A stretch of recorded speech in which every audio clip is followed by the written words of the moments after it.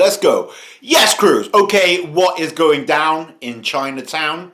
I don't know. I'm not there. I'm over here. Today, we're going to be talking about straps. Deadlifting straps, weightlifting straps. Definitely straps. The purpose for all of you who don't know, you don't know of the strap is basically it enhances the grip. This type of strap, I think all types of straps, they wrap around the bar this way, and the weight wants to roll out like this. But then the way the weight wants to roll out from your fingers is like the opposite way. It wants to roll the opposite way. So basically, this secures the weight in your hand, and it is a great tool to implement in your lifting regime. Now, in strongman and like bodybuilding, okay, let's just go with strongman. Strongman straps are basically standard use equipment for all deadlifts, and that's how it works. Powerlifting, in competition, the straps are not allowed. You are definitely not allowed to use straps.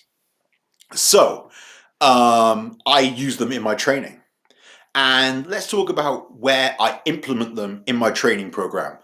The first and most obvious place that springs to mind is overload training. So this is anything, okay, basically when I'm doing a deadlift, let's use the deadlift for example.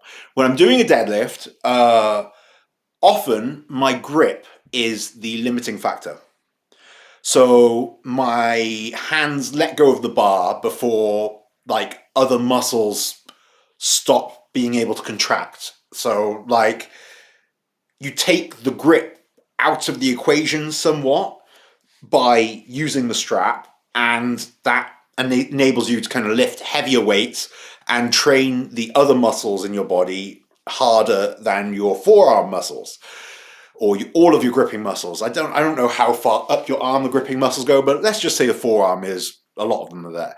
So basically, yeah, examples of this type of exercise. Firstly, you've got your block pulls and rack pulls. So this is an elevated deadlift. In the past in my training program, I've done them from just around the kneecap, like the top of the kneecap. Very short range of motion. You can massively overload the lift. You can handle some silly loads that I definitely cannot hold in my hands. So that's one time when I would use them. Another example of an overloaded lift is a banded deadlift. This type of a deadlift is done within the squatting rack, and bands pull each side of the barbell up to the top of the rack, and at the bottom of the lift, like the weight is pretty high. Sometimes it's more than I can handle in a deadlift. In fact, often it's more than I can handle in a raw deadlift. And then by the top of the movement, it's significantly more than I can handle. And the beauty of this movement is that as the lift becomes easier, as you stand up higher and higher, the weight increases, and this just enables you to overload every part of the movement. Each part of the movement is challenging. It's a great lift. I encourage you all to do banded deadlifts where the band is like pulling it up to the top of the squat rack. A great lift. And so those are examples of overloaded lifts. And like another type, okay.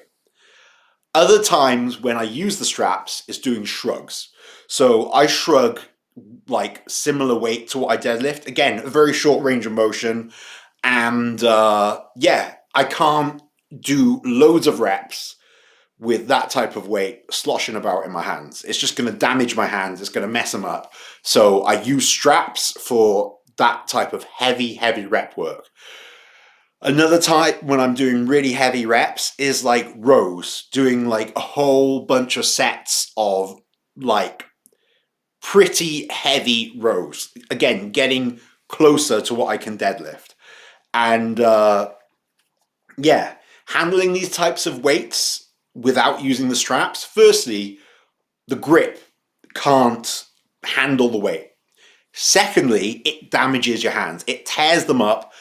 This saves your hands and saves your grip.